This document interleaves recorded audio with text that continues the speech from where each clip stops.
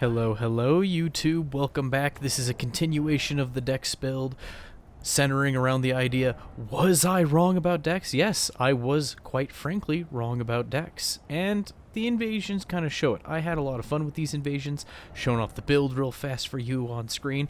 I focused on two major kits, Dismounter plus Wakizashi, as well as, Godskin Stitcher plus Banished Knight Halberd. So those two combos. Stats are on screen for your amusement, but as you can see with the AR hop there, we do wonderful damage. We do great lightning damage.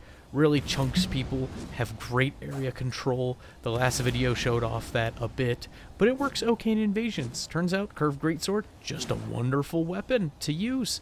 I have kind of been sleeping on it. I want to use it a little more in subsequent builds. But here we have Braggart Sword on the offhand halberd that we use like our main hand, but then when we need to finish somebody off, we switch to the Godskin Stitcher. We can follow people, we have that running poke, and should we need to trade, we have the stamp upward cut. So let's get off to the invasions. When theory crafting a build, when you're just talking about the technical side of it, not the lore or the lore-friendly PvP build or whatever you're going about, when you are getting down to brass tacks and actually making the build, I think it's a wonderful idea to have a couple contingencies in place, a couple niches to fill. It's nice to have an option that breaks poise. It's nice to have an option that hits really fast. It's nice to have an option that has range. It's nice to have an option that is the get off of me button. For this build, it's specifically the curved sword of the Heroes of Zamor. I don't know its exact name, but it's the Zamor curved sword essentially. There it is, it says it on screen. Zamor curved sword, because its Ashabor is that big ol' ice storm that just gets people off of you. It's kind of like the other version of the Stormhawk axe that I like to use on strength builds. Now the Stormhawk axe still works fairly well on dex builds, that is still an option you can have. But for me, I wanted to have something a little bit different, and it serves a little bit different of a purpose. For one, it's a larger area, it can hit the whole team if they're not as tightly clumped. Though it is a little easier to get knocked out of, I think the Ice Storm might reflect physical projectiles, like throwing knives and pots, so that's also a bonus that it has. I think the spell does the same thing. But it's nice that when you're being followed, you can, run away, sneak around the corner when the whole team's following you, and just give them the old Zamor Ice Storm, which is wonderful. It makes the trade worth it. I lose a little bit of health, but they all lose about the same amount of health, which is, hey, triple the return on investment. And again, on knowing your environment, here is something you can be a total jerk about. If you're dealing with a group of people and you have absolutely nothing to help you out with, no mobs, they're Limgrave invaders, get them to smack Kale and his horse, or his donkey. He'll start helping in the fight. He doesn't do a whole lot, but he'll do a little something. I think he'll cast Frenzy incantations if provoked enough. I'm not certain on that one. It might be just other merchants that do that. But still, just utilizing some blocking, some pillars, line of sight breaking, I'm able to turn a crazy 3-on-1 versus a 1-on-1, where I can just focus on rule catching and win the day. In short, give yourself options. You don't need too many options, but some options are nice. I give myself probably too many options. I kind of want to start slimming down my inventories, but at the same time, if I like having lots of different weapons because I get bored with one particular setup because I love swapping weapons around, I do like the way I have my inventories presently. I feel like my inventories are a nice mix of, I do PvP, but with the intent to mix things up for PvE. I don't use everything though. I'm pretty bad at swapping on the go or remembering to swap between invasions. I've done better in previous videos. But still, having those options available is very, very nice. Just, it's remembering to use it, keeping a clear enough head to remember to swap to the different option. And hey, even Dex has options at the end of the day. There's a lot of these places that got water on them, so I can swap to the Bolt of Gransax and make him regret his life. 742 uncharged damage just because he walked in the water. That's a pretty good trade. That's a pretty hefty hit, especially for a ranged attack. This guy's doing a very good job following me, but I know the map, and even though we are doing Limgrave gank squads here, the crabs, they don't do the most damage, but they stumble. they stumble almost every hit, and there's enough of them to cause a problem. I'm able to, you know, get the attention of the Phantom off of me long enough that I can tango with the host for a little while. To continue speaking on the concept of preconceived notions, an idea I touched upon lightly in the last episode of the PvP videos, I am starting to like this particular deck setup. I think it's important that if you don't like something, that when it's just an opinion or a preference, especially in something that's skill-based, I think it's worth giving that thing more tries, just to see if there's some sort of workaround that you can figure out. This goes for most of life. Skill-based preferences, whatever it may be. It's good to broaden your horizons and to grow beyond yourself. Me, I didn't like decks, but in a handful of these invasions, I had a blast. Being able to control fights close to me, have the Lightning Wakizashi in my offhand to finish people off. I think I'm starting to like decks now. Is it my favorite? No. No, I just don't dislike it now. So we're friendly. We are amiable acquaintances now, Dex and I. And did you see that snipe there? Ooh, that was tasty. That was nice to see. And no, I have no idea what was wrong with the day when I was recording all of this footage. A lot of these places are low-level areas that I was fighting in the level 137 bracket in. And I get it, there's gankers and stuff. These people are obviously taunter-tongued, right? We get a lot of gankers in these early on areas, but this was a little bit different. These people could have been doing a Taunter's Tongue run, though I have a feeling they were intentionally wanting 2-on-2 fights with a unique arena, which is fine. But being able to break up this fight and give that other Phantom some breathing room with the Great Bow, having options. Again, I could harp on it the whole video, but I don't need to. So I should stop waxing philosophical and, you know, lingering on ideas of thought and mind for a moment to talk about. I want to make a throwing pot build. I want to make a consumable build. It's probably going to have to be a dex build because the ancient Dragon Bolt pots hit really hard. Even though I'm not built around it, check this out. Chunk 561. Chunk 504. They're rolling in a little pond of water. It'll hit harder as a result. There's me hitting my teammate because I'm a fool. I want to make a consumable build, and I don't know how to go about it. It's probably going to require dex. It's going to require that silly talisman and the hat even. And I don't know how effective it'll be, but I do want to do it at some point. Seems rather silly. I wonder if there's a form of pot that would work the best.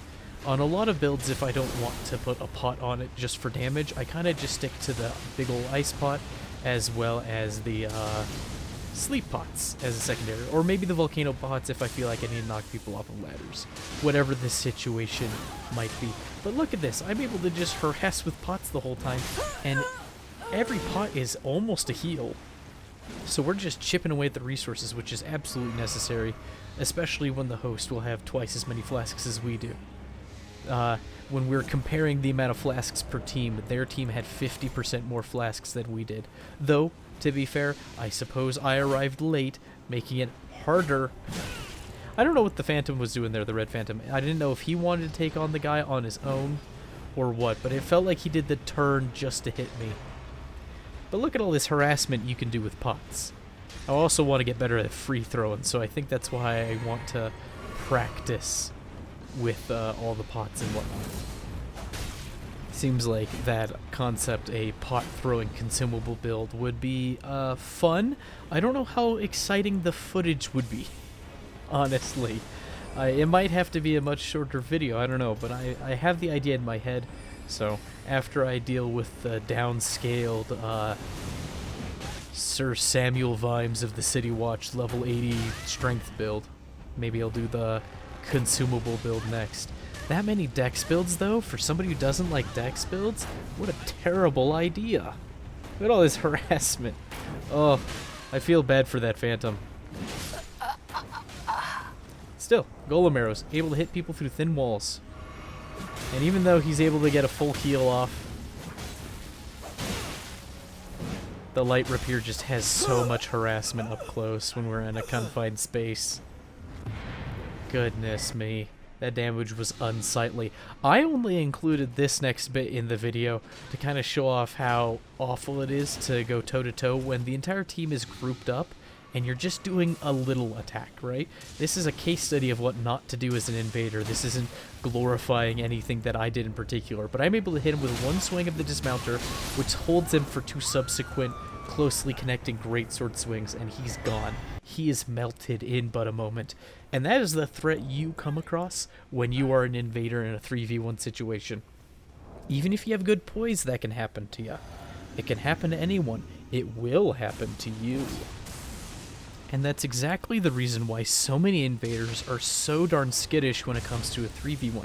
I understand it. If you're not particularly good, or you're bad at spacing, or the enemy team is just being crazy aggressive, it's really hard to find an in. It's really easy to get blendered up. You know, people who are really into the PvP, they concern themselves with the poise values and, oh, I can tank a light attack, a light running attack from a katana with this amount of poise as long as I have full poise or what have you. That doesn't matter when you're dealing with a squad of 3v1.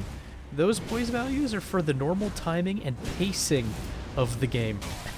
They have nothing to do on when there's more variables than a one-on-one fight. There's those lighting pots again. I used a lot of them this video, it feels like, but oh my goodness, are they useful. You just throw them at people. They do the good damage. Oh, this was a fun invasion. Just for the heck of it. But watch closely. We hear him off to the left, but the other phantom dies jumping off the cliff. This guy jumped down and he's doing alright, so I was like, alright, I'll wave to him, we'll buff up, we'll have a nice little invasion, and then there's the host, pops down, takes 400 damage. It's just everyone's falling off of cliffs.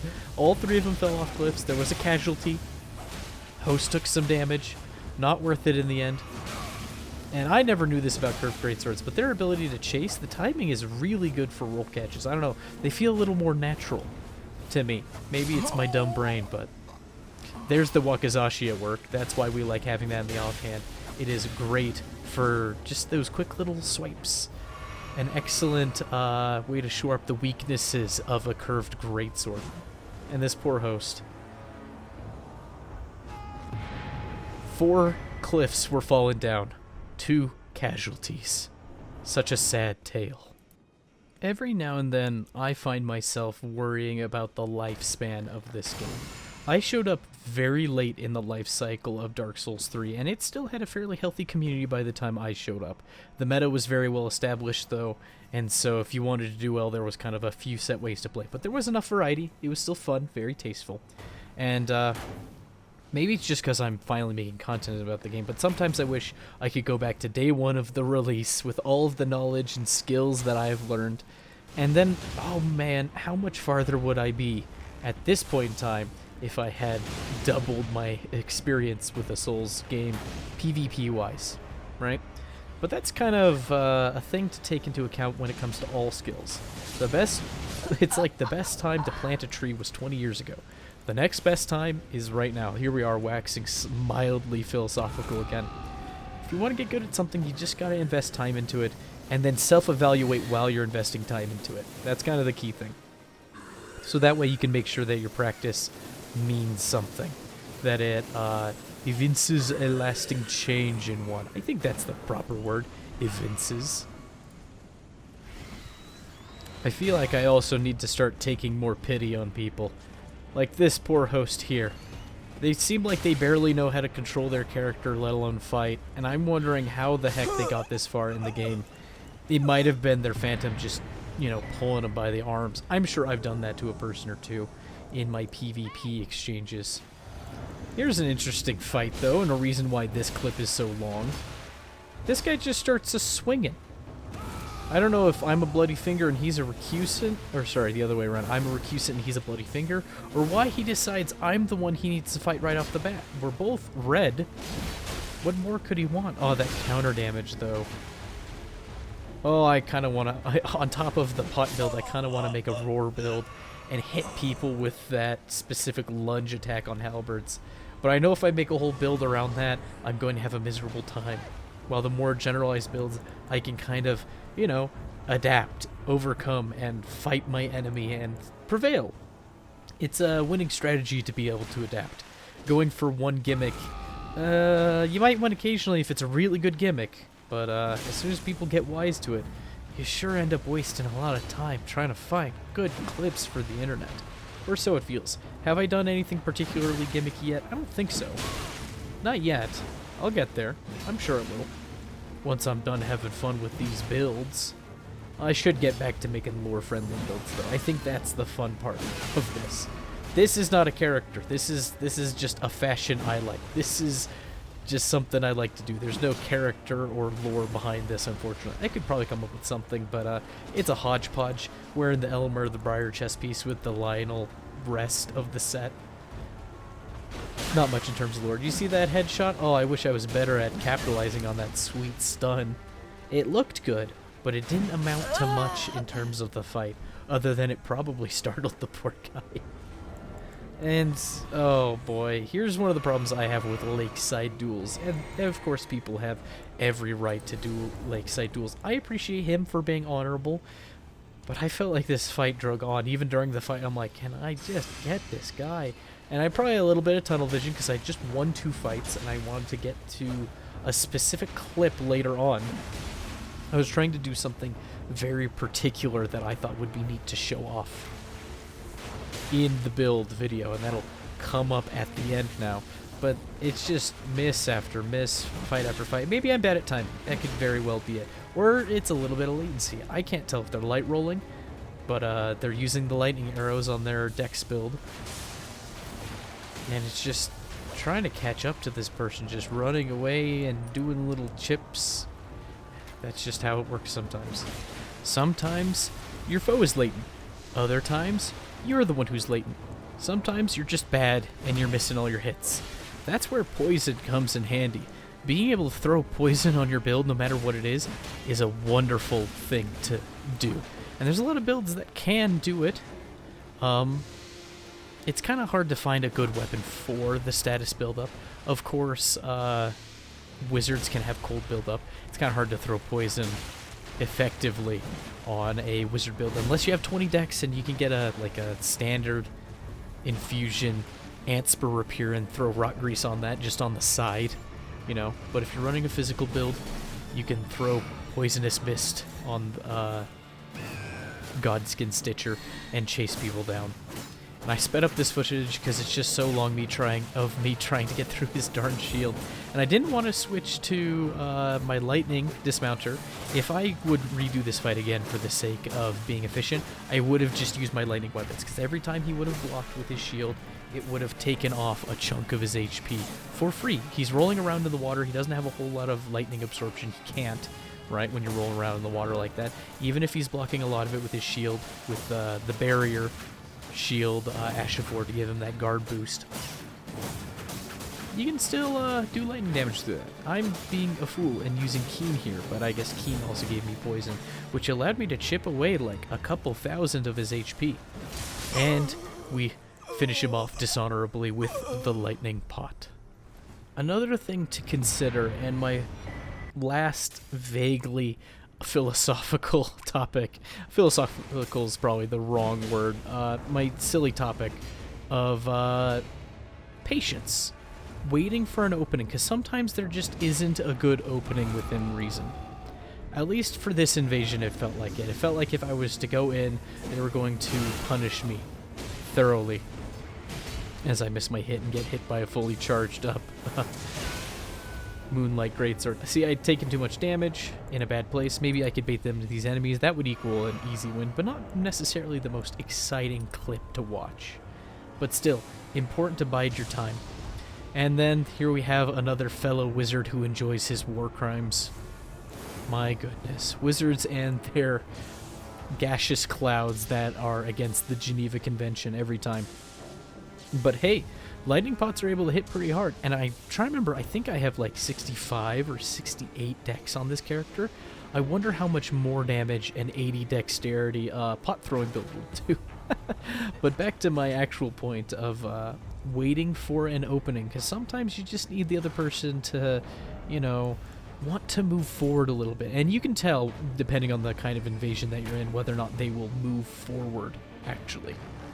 Because sometimes they're there to gank, and sometimes they'll wall up in a corner, and they'll wait for you to die. You gotta wait for how brave they are. These two, I could tell they were reasonably courageous. Not stupid, though. They're not gonna anger all the enemies outside. But they were willing to charge me head on. They weren't hiding in a hole somewhere. And so they are more than willing to wait for me to make an opening for them. And here I can sneak by, and I can bait them in with smaller enemies. And that is the plan. And there's those fans again, those gravity fans. I see people use them. I win the R2 competition there. And they do stun people. I'm just trying to figure out what you would combo them into. Because it seems that if you space it right, you can hit at a delay and then probably hit somebody with a running attack of some kind. It's not something I've played with.